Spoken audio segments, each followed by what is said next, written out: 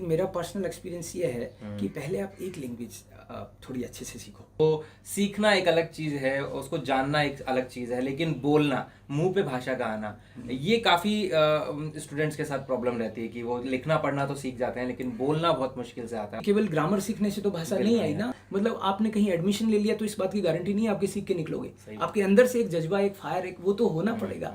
हम अपने self depend होके कुछ एंटरप्रेन्योरशिप की तरफ भी कुछ काम कर सकते हैं। देखो, मैं तो नौकरी नहीं करता अब, राइट, लेकिन 15 साल पहले मान लो जब मैंने स्टार्ट करी थी तो मैं नौकरी की मैंने। तो ये आप पे डिपेंड करता है। तो एक तो ये दिमाग से निकाल देनी चाहिए, ये बात सही नहीं है कि जिसकी अंग्रेजी बहुत अच्छी नहीं है वो जर्मन नहीं सीख सकता या फ्रेंच नहीं सीख सकता, ऐसा कुछ नहीं है।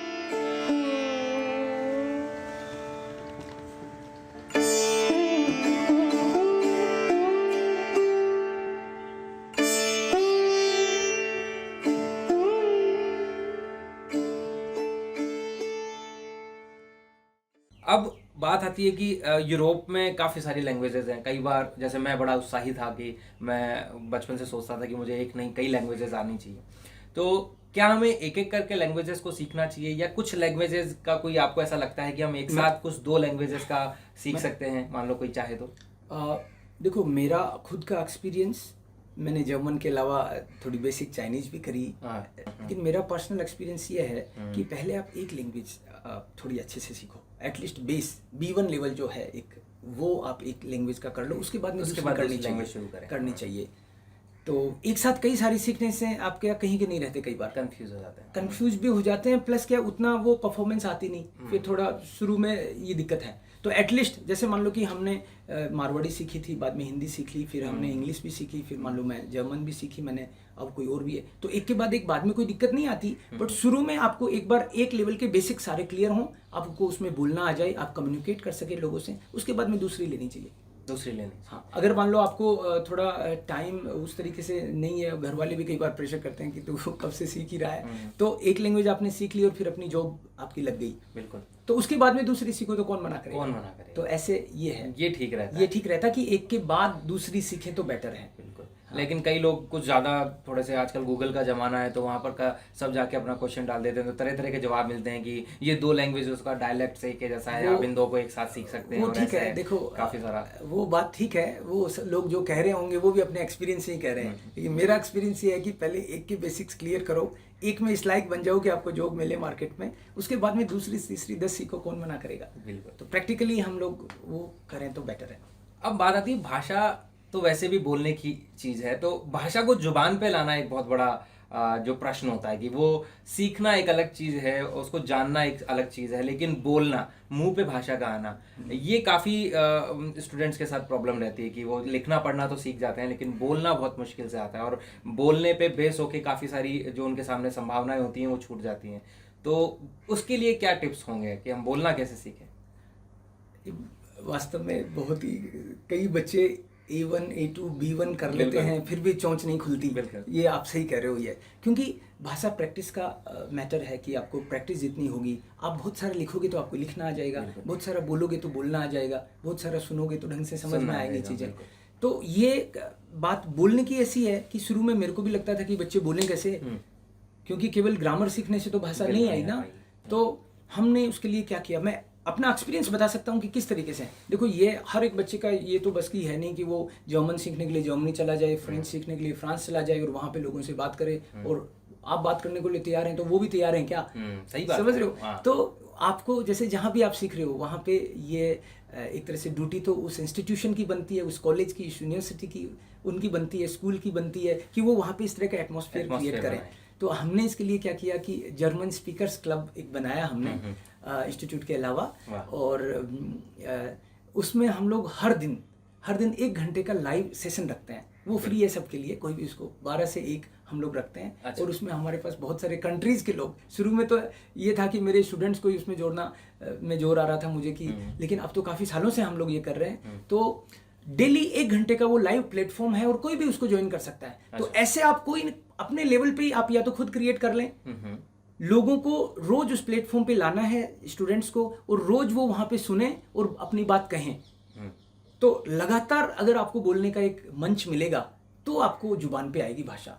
लेकिन वो डर क्या, वो जो अपनी डर लगता है कि मैं कुछ गलत बोल दूंगा तो लोग मुझे जज कर लेंगे, तो- या उस तरीके का जो डर होता है वो पहले बच्चे दिन- कैसे निकालें? तो पहले दिन तो नहीं बोलेंगे ना, वो कॉमन सेंस है कि पहले दिन हर कोई डरेगा, वो अपन समझ सकते हैं उस चीज़ का। इसलिए हमने जो किया, हमारे उस ग्रुप में डेली मान लो कि 30 आते हैं, 40 बच्चे आ रहे हैं, तो उसमें कुछ एक्सपर्ट हैं, मतलब जो बच्चे ऑलरेडी काफ़ी टाइम से सीख रहे हैं, कुछ ऐसे हैं जो 2 महीने से आ रहे हैं, कुछ ऐसे हैं जो 2 दिन से आ रहे हैं। तो जो 2 दिन से आ रहा है उससे हम लोग एक्सपेक्ट नहीं करते वो बोले, लेकिन वो सुन तो रहा है। धीरे धीरे कानों की ट्रेनिंग होने में भी टाइम लगता है, तो वो लगातार एक बार वहां आना शुरू करेगा, दूसरों को बोलेगा। तो कभी कभी क्या है कि रोज अलग टॉपिक आएगा, तो कभी उसके इंटरेस्ट का जिस दिन टॉपिक आएगा वो अपने आप को रोक ही नहीं पाएगा अगर वो लगातार आ रहा है। तो ऐसे धीरे धीरे थोड़ा थोड़ा बोलते बोलते वो कब मेन धारा में आ जाएगा, स्ट्रीम में आ जाएगा, उसको पता भी नहीं चलेगा। बट ये है कि आपको उसका सिस्टम का पार्ट होना होता है और लगातार मोटिवेशन रखना है बोलने का। मतलब आपने कहीं एडमिशन ले लिया तो इस बात की गारंटी नहीं है आपके सीख के निकलोगे। आपके अंदर से एक जज्बा, एक फायर, एक वो तो होना पड़ेगा, उसके बिना कैसे बात बनेगी। तो वही बात है कि आप जब लैंग्वेज सीख रहे हो, जहां भी सीख रहे हो आप, इससे फर्क नहीं पड़ता आप कहाँ सीख रहे हो, लेकिन एटमोसफियर वहां क्रिएट हो पा रहा है कि नहीं, वो इंपॉर्टेंट है। तो आप उसको अपनी दिनचर्या में इस तरह से लाओ कि भाई रोज ही मेरे को कुछ तो लिखना है। भाषा अगर मान लो मेरे 24 घंटे निकल गए, मैंने कुछ लिखा नहीं, मैं कुछ बोला नहीं, मैंने कुछ सुना नहीं, तो फिर इसका मतलब आप कहीं की भाषा सही बात है, मतलब फिर वो जज्बा नहीं है। हाँ, वो सिस्टम आपको लाना पड़ेगा, उसका पार्ट बनना पड़ेगा और मोटिवेशन दिखाना पड़ेगा। अब बच्चे कब से सोचे, मतलब स्कूल लेवल पे हैं, कुछ कॉलेज लेवल पे हैं, कुछ कई बार इतना आगे बढ़ चुके होते हैं, इतने तरीके से उम्र भी बढ़ चुकी होती है, मतलब ऐसा कौन सा सही समय है जब आप अगर शुरू करते हैं विदेशी भाषाओं को सीखना, तो एक सही समय पे आप पहुंच जाएंगे अपने करियर पे? जब जागी तभी सवेरा। वैसे तो सही बात है। तो मैं जब भाषा सीखी तो मैं ऑलरेडी 25 साल का था। तो मैं जब पुणे गया, राइट, मैंने तो घर वालों को बता के भी नहीं गया था, अभी सुन रहे हो क्या बता वो, तो उस टाइम पे तो मैं चुपचाप ही गया था ना, क्योंकि मैं नौकरी करता था घर से बहुत दूर, 15 घंटे का रास्ता था मेरे घर से। तो घर वालों को तो पता भी नहीं था कि मैं जर्मन सीखने पुणे भी चला गया हूँ क्या शुरू में। तो जब जागी तभी सवेरा मैंने इसलिए बोला क्योंकि 25 साल का मैं वहाँ जब गया, ऑलरेडी मैं एक मीडिया हाउस में एक डिस्ट्रिक्ट का हेड था एक तरह से। तो जब मैं वहाँ गया तो वहाँ पे मेरे को कुछ मित्र मिले और उन्होंने कहा कि अरे यार अब आए हो आप। तो मतलब उनका भाव ऐसे था कि अब तो लंका ही लूट चुकी है। तो मैंने भी देखा यार 25 साल का तो काफी लेट हो गया शायद मैं। मैंने कहा यार कोशिश करेंगे, आप लोग भी तो अभी कर रहे हो, मतलब आप कहीं दूसरी जगह थोड़ी, आप भी तो यहाँ सीख ही रहे हो। आप मेरे से 2 महीने पहले आए होंगे, 6 महीने पहले आए होंगे। तो कब सीखे एक्चुअली, क्या आपके अंदर मोटिवेशन सीखने का जज्बा है, आपको कब लगता है। मैं 25 साल का था तो लोगों को लगता था मैं लेट हो गया।